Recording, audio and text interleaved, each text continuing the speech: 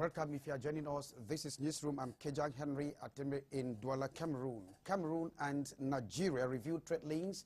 That was on the 11th of April 2014. Of course, the review came to rectify or correct some of the 1963 obsolete laws banning trade between Cameroon and Nigeria.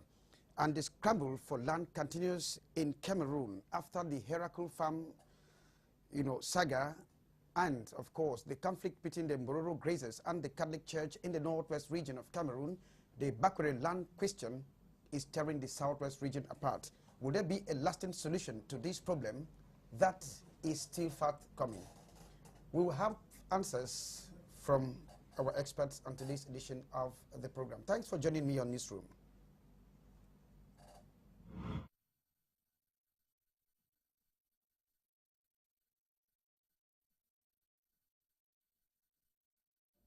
Welcome if you are joining us. This is Newsroom coming to you all the way from Douala, Cameroon. Our profile today's program, Senior Barrister Ikome Gongi is a jurist, an international jurist, I'm most precise, and of course, he is with the Cameroon Bar Council. Thanks, Senior Barrister, for having accepted my invitation. Thank you very much, but I must make a correction here. I'm a member of the Cameroon Bar Association. Member of the Cameroon Bar Association. Bar Council. Thank you very much. Thanks for the rectification. Now, the country has been boiling, but then we understand that we'll start from the diplomatic point of view. President Paul Biya is part of the canonization of two very high-profile personalities of the Catholic Church. What is your take on that? We'll have a new scenes. Well, it's a wonderful thing. Hopefully someday it'll be an African. Really hope so. I think sometimes the perception of who Jesus Christ is may need to be changed. People see white skin and white-skinned people as the epitome of the manifestation of God's presence in this world. But I think we need to see that Africans also might have gained a certain level of piousness to merit the kind of canonization we're going to that's going to take place in Rome this week. This week, yeah. Thanks very much, Senior Barrister, and welcome to the program. He is Agbobala. He is a jurist and the publisher of New Broom magazine. Thanks very much, Agbobala, for having accepted my invitation. Well, it's a pleasure having me. Cameroon is expected to apply the public investment budget, in fact, performance-based budget. We call it a program budgeting. This time there was a strong warning from the Prime Minister, head of government, to the ministers that they should effectively implement this project. Do you think this year we'll be making the 90% target? Well, I'm hoping, because I'm a very optimistic person, I'm hoping that we can be able to make it, but my experience in this country tells me that we'll not be able to make it, because I think we call it in the United Nations result-based budget, It's something which is a bit alien to our civil service or to most of the people working. I don't know if they have enough training to be able to attain the goal expected of the Prime Minister. Especially as the rains are already in the corner. Well, it's not a matter just of rains. I mean, this budget came into being when the rains had not started. It's just a reflection of they might take that as an excuse again. It's a reflection of the inertia in this country. Well, thanks, Agbobala, for having made it to the studios of Canal D all the way from the southwest region of Cameroon. He is a senior journalist, and of course, with the Cameroon Radio and Television Corporation, with the Southwest Regional Bureau, Matute Menyole. Thanks, senior brother, for having accepted our invitation. I'm really glad and excited to be here with you today. Southwest is boiling, but not as from the negative sense. We've lost too many people, beginning from your home, and of course, with the legal profession, sad indeed. Yes, there are moments like that in life, and like the English adage, sometimes they say it pours. It never, yes. It never rains. Thanks very much, and welcome to the program. Now, let's have our story of the week, then we'll come to our major topics.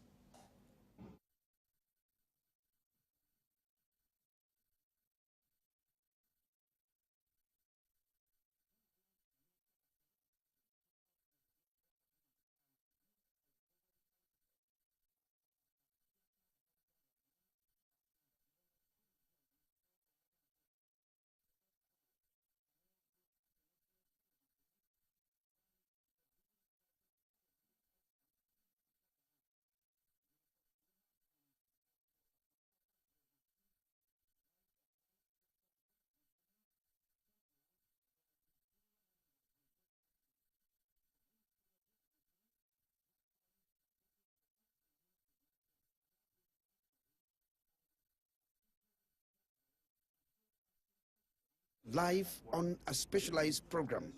Mr. Chiruma and Dr. Bamba Lamin talked on cooperation and other burning issues. The Ivorian Minister of Communication said she came to reinforce and consolidate relations with Cameroon, saying despite diversities, both countries enjoy similarities in many ways. Beyond such diplomatic relations, one could perceive from the continental prism the quest by the Ivorian Communication Minister to fish from the waters of Cameroon's rich audiovisual communication experience.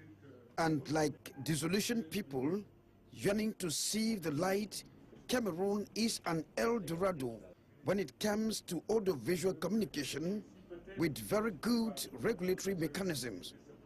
From deepening political crises to post-conflict content, Dr. Aficiato Bamba Lamin, in her capacity as the deputy spokesperson for the Ivorian government, will go back home with her suitcase full of experience, especially as hooking up to the digital network is just next year.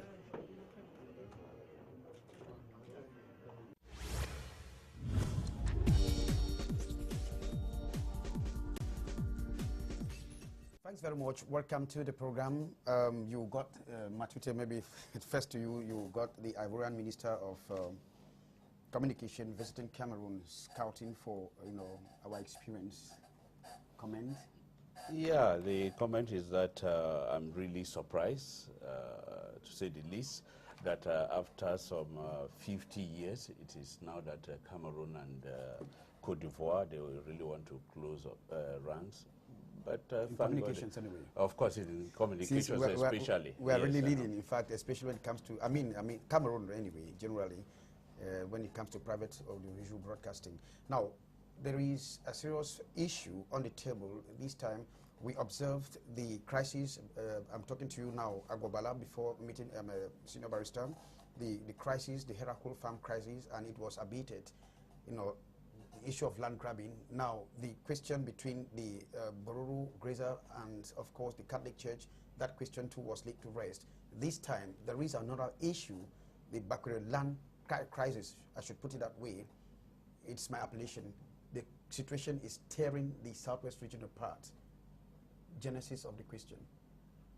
Well, it's not only tearing the Southwest region. It can have a boomerang effect in the entire country, I mean, little things make great things, but great things cannot make small things, So I think the government has to go back to the drawing board, and try to revisit this land question and really look at the problem, because you cannot surrender land to a people.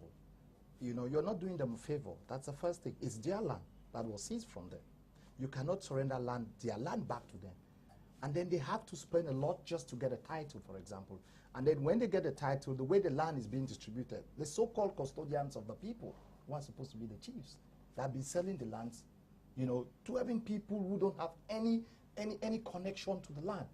And also the authorities, the governor, the SDO, and the DOs also, they are the ones who really try to own most of the land now in Fako Division. To me, I feel it's like they are trying to annex Fako Division. They are trying to annex the entire region, which it's very sad. Matata Binyoli, let me come to you.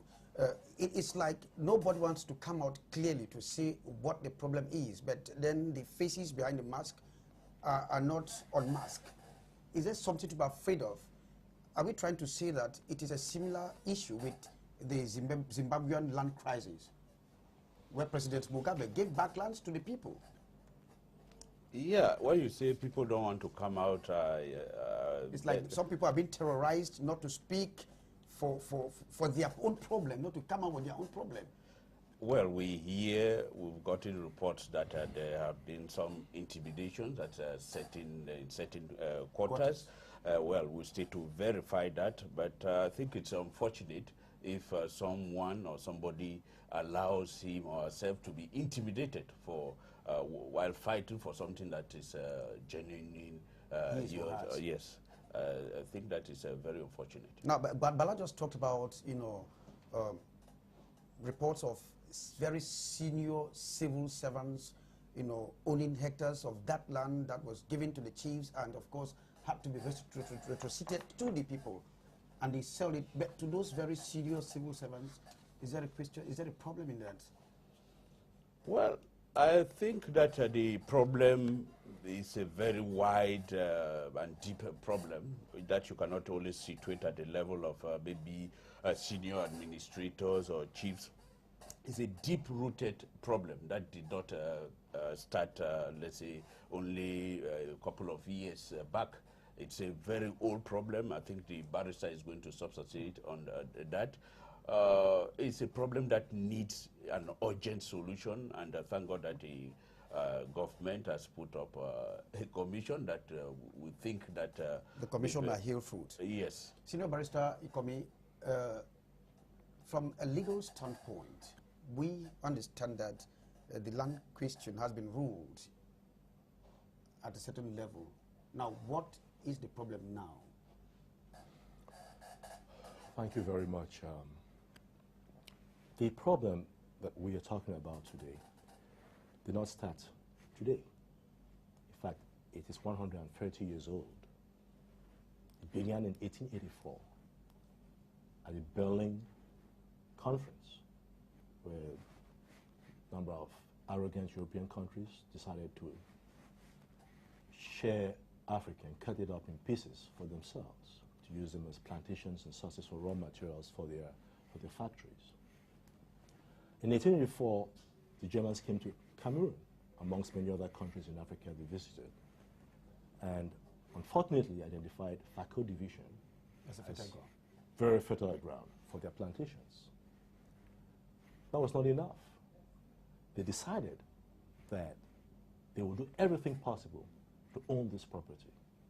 Well, they met resistance from the very powerful, stubborn, proud Bakuri people, who fought them in several battles and beat them.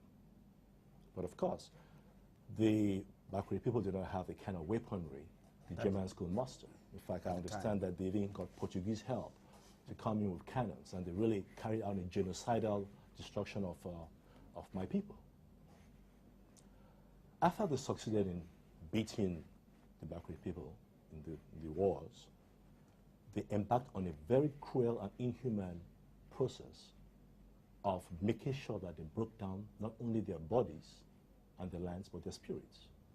And when I talk about the spirits, that's probably the most salient issue about what is going on today. Making them not to speak out. That's right. They headed up Bakri people who occupied the plains of Mondoni and Tico and Victoria and pushed them up to very unhealthy, cultivable land on the rocky side of the mountain and fenced them off, as if they'd fenced them off in reserves like the Aborigines, or the Indians in America and the Aborigines in Australia. Then they proceeded to actually break down the spirits. They beat the men, raped their women. It is even alleged, and we don't have proof for that yet, but we shall be researching this fact, that they even introduced syphilis into the population so they could decimate the population. And this apparently has, over the years, accounted for the low birth rate in Faco division amongst the Bakri people. Well, in the successive two world wars that took place, the Germans were beaten. The Germans had established vast plantations over more than 400 square miles of land in Faco division. In all, they amounted to about 23 plantations. These plantations consisted of palms and rubber and bananas and spices and all kinds of things that they shipped almost for free, for nothing, to their countries. After the Second World War, a group of Bakuri enlightened people, headed by our late Chief Gervasio Sendeli, established what we now know as the Bakuri Lands Commission. 1943. In 1946, the Secretary General of that commission, the late David Mafani Ndeli, addressed a letter to the Secretary General of the then newly formed United Nations organization, demanding a return of their lands to them. A return of the lands that had been illegally seized by the Germans to the Bakri people, to the Faco people. The United Nations responded to that request promptly and ordered the then Governor General of Nigeria, who was a administering body in Cameroon as a trust territory to ensure that this was done. The Governor General, first of all, ensured that all of these 23 plantations that comprised the German possessions or occupied lands in Fako division were mapped out, registered in the ground book, and declared Bakweri native lands.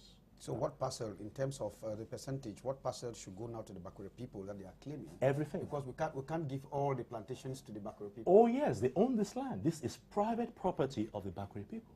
It doesn't belong to the government.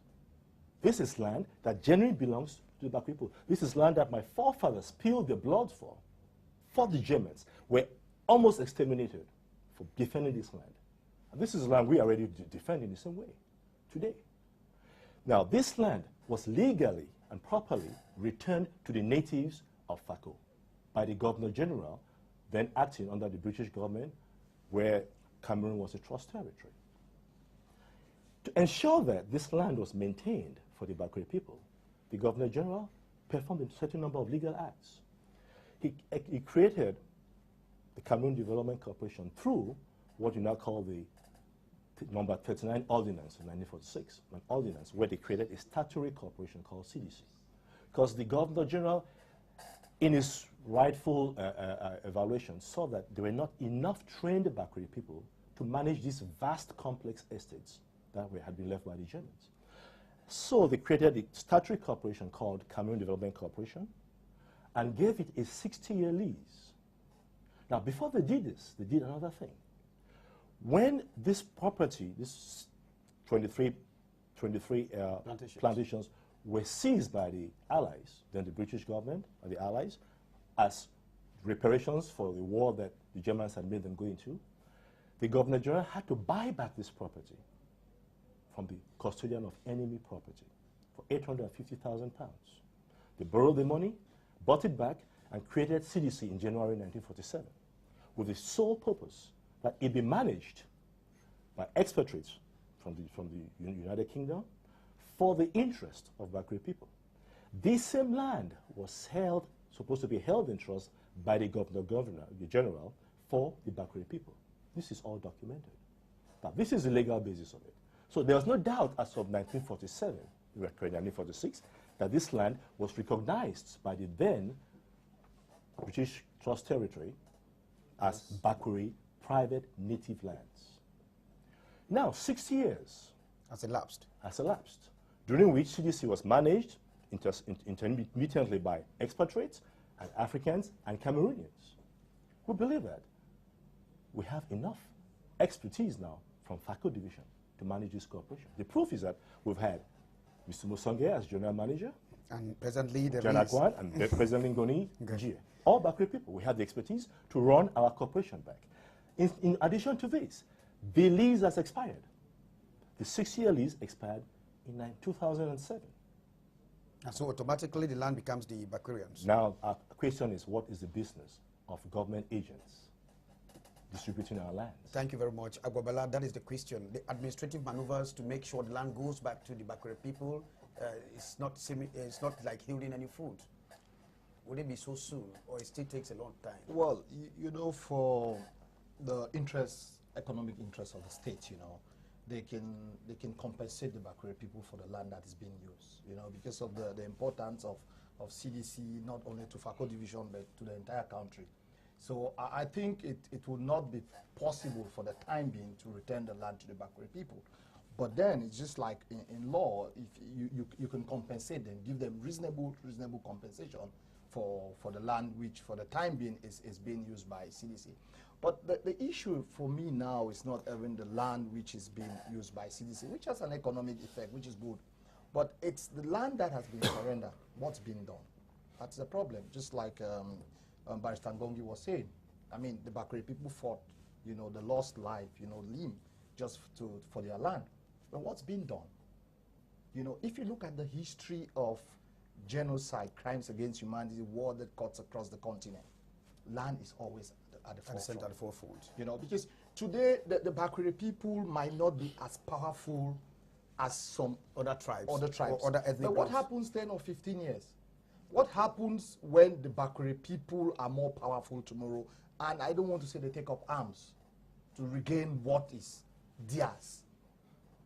You know, it might lead, when there's breakdown of law and order in this country, for example, people will have to regain their land. Resort to other means. And that's a problem. That's why we're calling on the government to try to revisit the whole policy of surrender. And like Mullah Mafani said, Mullah Matutu said, the commission. Who are those who are members of the commission? We know the history of commissions in this country. It's just, I mean, to me, I don't want to be very, very pessimistic, but it's just to bamboozle the common people, you know. It's just because Mullah Matutu and Barrister Ngongi, they've had these things on the radio, they've been talking, that's why they're forming a commission. Do they genuinely believe? Is the commission doing its job? Do they genuinely believe in, is it a cosmetic commission? Do they genuinely believe in the commission they've created? I will tell you no, because most of the people, their hands are sore. And they say if you come to equity, you must come with clean hands. Most of them who are involved in that commission, in one way or the other, they have gotten land that they did not buy. It's not just about getting land, you know. Most of them have had lands that they've compensated them, either because you are supposed to sign a document that will give the chiefs the right to get the land. I'll promise you a hectare. I'll promise you 2,000 square meters. That's what is happening in Fako division. And someday it has to end. Mullah Matutu, there is this question. The chiefs, some of the chiefs, or the chiefs, I must put it this way, are saying that some human rights bodies should not speak for the Bakure people, which is now a question of not respecting humanity. Who has to speak for the Bakure people? Because the Bakure Chiefs Conference is like not coming out to criticize, because they are the ones, like Agwa was saying, they are the ones whose hands are soiled. Well, I don't want to say whether the chiefs are soiled or not, but if they say that the human rights organization like Mr. Tambe Tiku is because that's the person that they cite repeatedly, has no right to talk about the Bakure lands or the Fako lands crisis. There again, I say it's very, very unfortunate. What is human rights? What is human rights? I think it is one of the duties to see into it that they prevent conflict. And there are so many villages and villages, and of course young men and women who have gone to see Mr. Tambetiku and his human rights office in Boya for protection and defense. You know, most of them are really helpless, and they turn to him. So I think that it's out of the question, and it's very unfortunate that they keep on insisting or thinking that Mr. Tambetiku and the human rights, let's say the Southwest Human Rights Organization, has no right to talk about it. I think that it is within their duty. Yes, Bala. And if I can follow these human rights, I come from the human rights world. I used to work as a human rights officer with the United Nations and also run the human rights NGO in Boya. It's shocking. It's shocking to say human rights advocates or crusaders should keep quiet. Like Mullah Matutu, what's human rights? You know, these people, the villagers also have a right. It's just like rights and obligations. The villagers have a right to ensure that land allotted to them gets to them. You know, so if their rights are being violated, where do they have to seek resort to? They have to go to human rights organizations. So it's just normal that a firebrand human rights activist like Mr. Tambetiku, when they file a complaint in his office, he has to follow up. Otherwise, he will be failing in his duty as a human rights advocate. Barrister, now the international, the tribunal has maybe abated the crisis. Now, where are we blocked when it comes to the legal proceedings? If I may just deviate a little bit. Come on. There's one part, very critical aspect of the historical legal context that I laid that I missed when I was talking earlier. When the 60-year lease was given to CDC, one of the conditions was that they had to pay land rents to the Bakure people. For 67 years now, no one dime has been paid to the Bakure people for these more than 400 square miles of land that are being used, that are so lucrative, that are bringing so much money to this nation. No one penny has been paid. So I want to make sure that that is recorded. Yeah. And we will be asking for all of this, including the reparations. Now, if we want to talk about the legal issues, first of all, before I continue, by this medium, I want to express my debt of gratitude to young Tambetiko for what he's doing. I'm a human rights lawyer also. I train in human rights law. And I am very gratified that we have courageous, knowledgeable young people like this who come up to stand for the rights of people. You know, land ownership and control is fundamental to our human existence. A people who do not own land, who do not control the land they own, do not exist on this planet. Remember how the Jews wandered around this world before they found this piece of property, sand, desert land they're fighting for the Palestinians every day today? We have some of the most luscious, fertile, resource-rich property in the world. And our own people, in connivance with some other people who claim to be our brothers and sisters, come to our land to rip us of these ancestral rights. It cannot be anything else but a gross violation of human rights of the people. When you try to exterminate the people in such divisive ways, you're trying to destroy their very existence. It's a human rights violation. It's a crime against humanity. What we are witnessing in FACO today is a gross crime against humanity. Now, coming to the legal issues.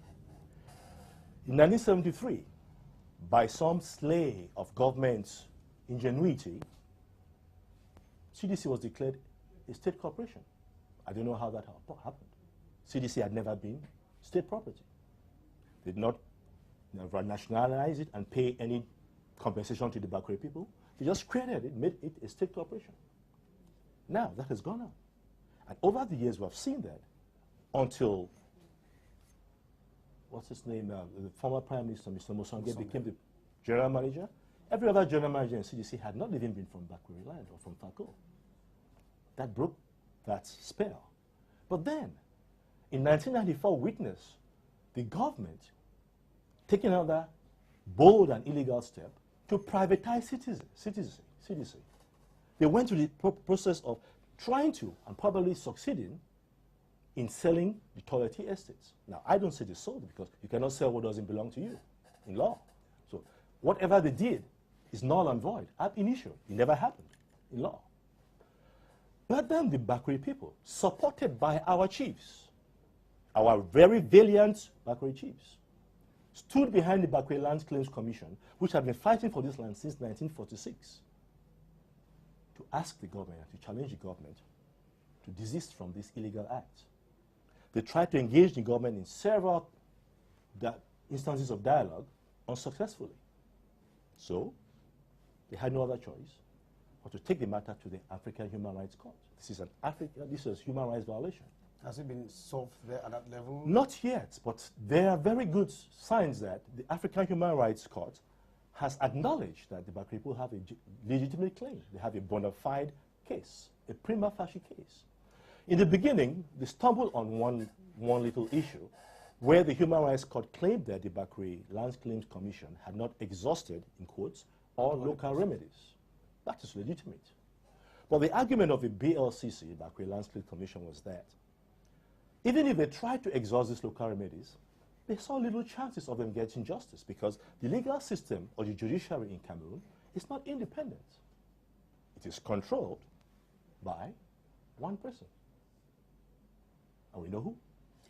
Now, before I come to you, Agbo, let me go to Matute Mignoli. Now, now we have not exhausted all the local avenues, maybe to remedy the situation. But then we, the Bakwe people, have they met with the elites? In fact, have they been able to bring the elites together so that they could carry it as one man, maybe to whoever, to whichever quarters? No, but I think that the barrister already answered that question. The Bakwe Land Claim Commission. Commission, I think that is exactly what they have been doing over the years. And unfortunately, there are some elites. Are they blacklegs? Naturally, you have to expect that. Naturally, you should expect that there are some people, some of them maybe in very juicy positions that do not want to jeopardize their chances, who have been maybe standing against this particular group of persons who are working for the interests of the FACO division. I procured a document. Yes, sorry. As a matter of fact, this is where this problem of the land surrender came in. The African Human Rights Court in Banjul acknowledged that there was a bona fide case for the Bakwe Lands Committee. Although they did not accept to adjudicate the matter because of this issue of the exhaustion of local remedies, they enjoined the Cameroon government and the Bakwe Lands Claim Committee to engage in dialogue to resolve this matter amicably. Unfortunately, from what I understand, because I was not really involved at that time in this matter, the government has not been forthcoming. In fact, the first time that I acknowledged the government actually seen coming forth in recognition of a problem is this setting up of a commission, which I met with yesterday, a commission set up by the Ministry of Lands and Surveys.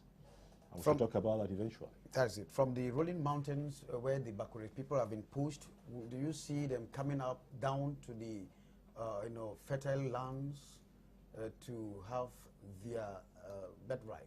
Definitely, definitely. Someday it's going to happen. They will have to, because it's what is due to them.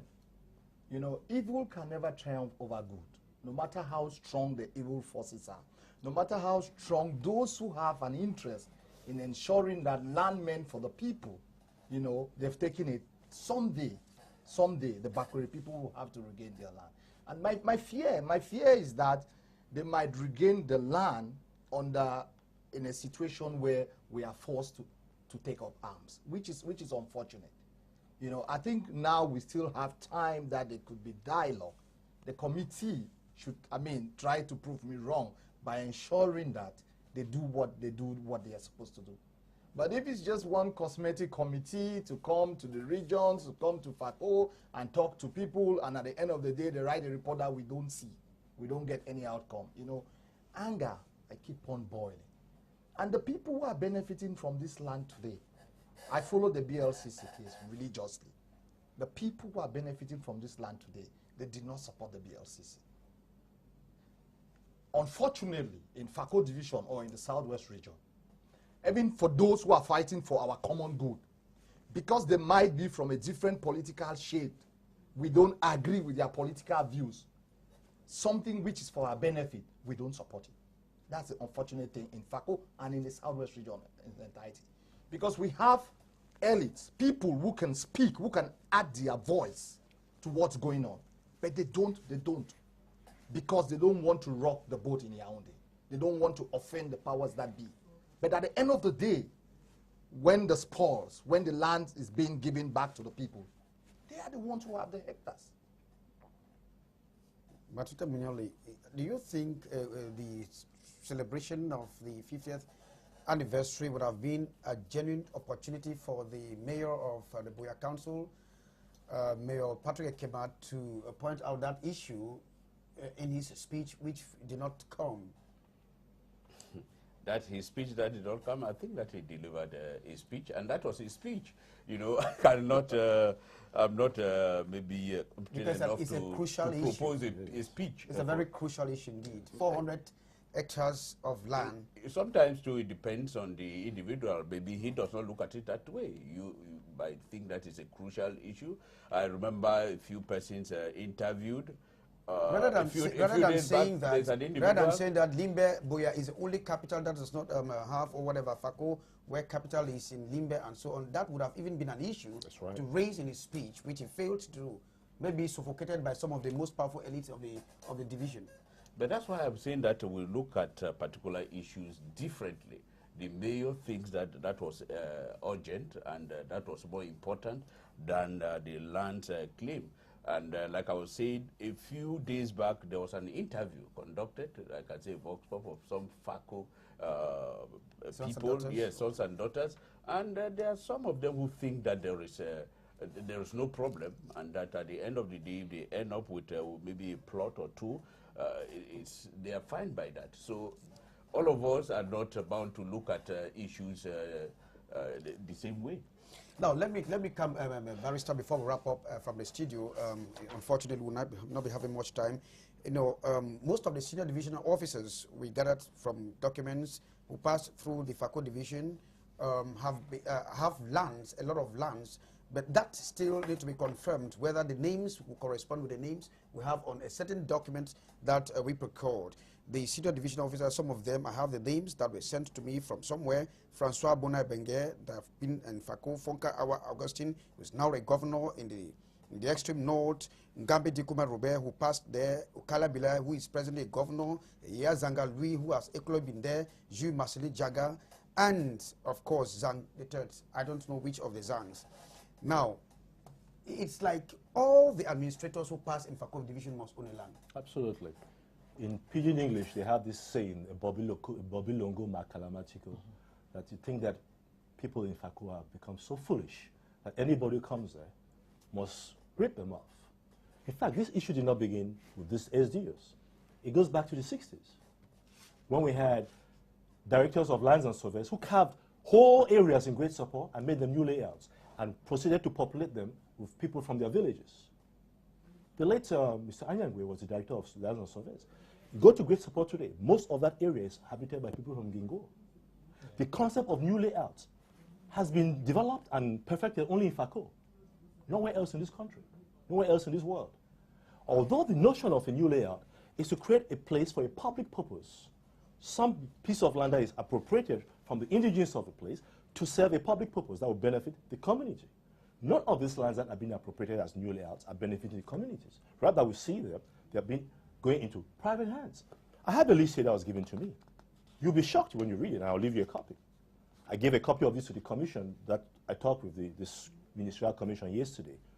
You read there, in almost every village in Cameroon, in Fako, the successive DOs and SDOs have land. The land registrar has land. The land surveyors have land. Some of the ministers from Yaoundé have land.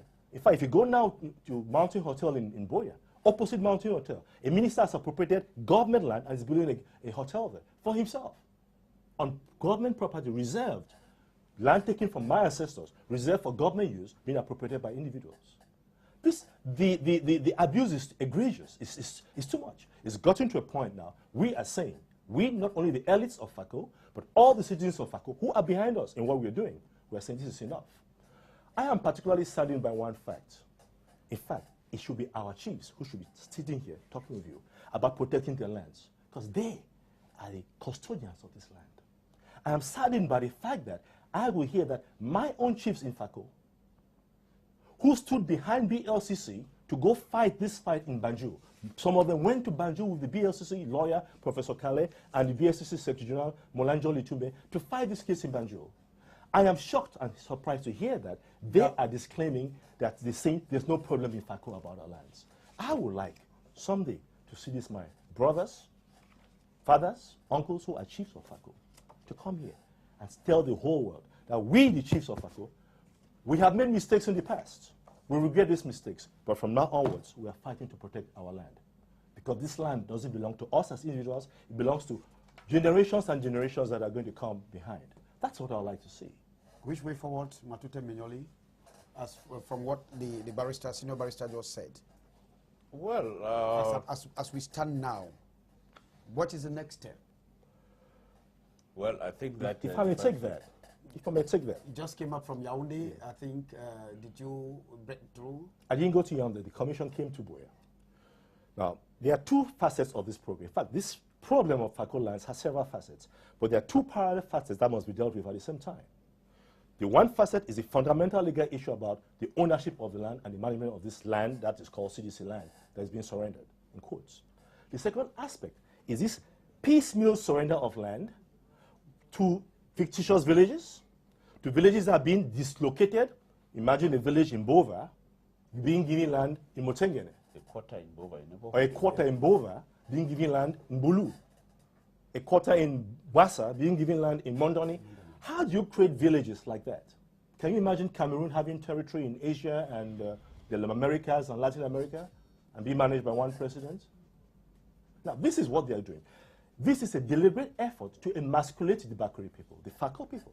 When you break people apart like they are doing, then you can rule and impose your will on them. It's a classic method of divide and rule. Now, the way forward is this. In order to deal with the immediate situation, which is this surrender that is going on at a breakneck speed, last year on June 13th, I wrote a memo to the senior divisional officer of Fako, who is called Zang 3. In that memo, I very clearly stated strategies that could be put in place to ensure that this abuse doesn't continue. I mentioned that one, the first thing was this land surrender should be frozen, should be stopped immediately. And that a proper body, probably BLCC, which constitutes a representation of all FACO people, should be set up to establish a proper strategy to manage this land. He did not respond to that memo. I copied that memo to the President of this country and to the Prime Minister of this country, to the President of the National Assembly and the Senate. I have not had any reaction from any of these people. I would expect them to have a reaction because this government has an obligation to protect us as a minority people, just like they have to protect every other minorities in this country. Now, the first thing we must do now is to freeze this surrender. It must stop right away. Then, a proper investigation of a properly constituted commission of inquiry, which is comprised of really independent people, preferably from the United Nations, from the African Union, from the Commonwealth, and people who are knowledgeable about these issues from FACO. That's their land, after all. Should go in now and investigate this matter. And the investigation should go back to 1946.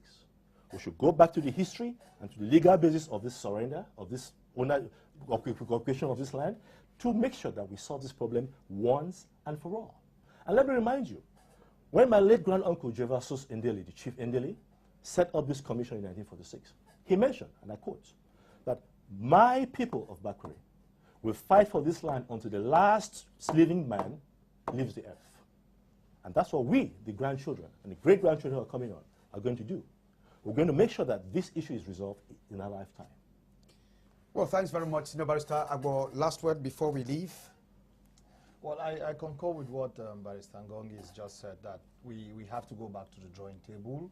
There should be a freeze of surrender, and then try the commission that has been created to try to see that they can do proper investigation. And those who are found to have violated the law, those who are found to have been given land that they don't deserve, creating extension of layouts and ghost villages, they should be brought to book. Because the thing in this country also, impunity runs riot in Cameroon. Because that's the only reason why people can arrogate to themselves ownership of villages that don't exist. Yeah. Because they know nothing will happen to them. You know, X who is on top, who is a DO or governor or SDO has, you know, I have his blessing because I'll give him a hectare of land or something, so I can do what I want to do with impunity. It has to stop. But you see, the thing is that what is happening in FACO is just a microcosm of what is happening in this country. The country. That's true. You know, Cameroon is sick, incurably sick, and we need to find a solution. If it can start with FACO division, then better for the entire country. Many other communities will learn from this experience we're going through. Matute Mignoli, we are packing last words to our televiewers. Well, I just want to say that I really feel excited and happy that you invited us here this day, and like you told me on phone, it was like a follow-up of what we did on Press Club. And what has been going on. What has been going on. It's a collective fight indeed. Of course, a collective fight, and we're happy that you joined in this collective fight. And it said that any evil done by man unto man shall never go unpunished, if not by God. It should be, if not by man, it should be by God. And if it's not now, it's going to be by generations, just like Senior Barrister was saying. In fact, we'll leave you with this New Broom New Broom, the New Broom magazine that came out with its recent publication. And of course, we want to do our heart to the editor-in-chief, Douglas Achingale. And of course, this copy carries the war on corruption, the Sparrowhawk operation, and of course many more stories on the judiciary. And we want to thank the executive publisher, he's by my side. Agbo, please, content analysis of the book before we pack. Well, New Broom magazine, corruption, war, and the judiciary. We decided to look on PVA also. The corruption in the judiciary in this country is running riot. But we took Operation Sparrowhawk in particular because it's a judicial, political kind of investigation, and it shows the heavy hand of the executive. You know, that the judiciary is not as independent as it's supposed to be. So the separation of power in this country is just it's a forlorn hope. You know, so that's the theme in New Broom. Yes, yeah. Matute, and there's of course a page that, in fact, full page of homage for. To Lapiro Dimbanga and Jingaman, Matute Mignoli. Yes, Henry, I just wanted to say that I think that it would be unfair if we leave here and not tell the public that those who are watching us this moment, that some mischievous persons, especially some of them in Fako Division, want to divert and take us to somewhere else, giving the impression that it is a fight and battle against some individuals and those who are settled in Fako Division. Which is not. It is not. I am not from Fako Division originally. I'm for the cause. So yeah, for the cause. That's a loser's argument. It's a common cause, and we want to dove our hearts to Tametiku, our human rights lawyer, and to all those who are behind this collective fight. And I must say, well, we send our heartfelt condolences to the family of those who are bereaved in the southwest region. Barrister Bonu Innocent, and of course the CRTV family who lost recently Ekema, the technician, and of course to Julius, our brother. From all of us, it's goodbye from Newsroom.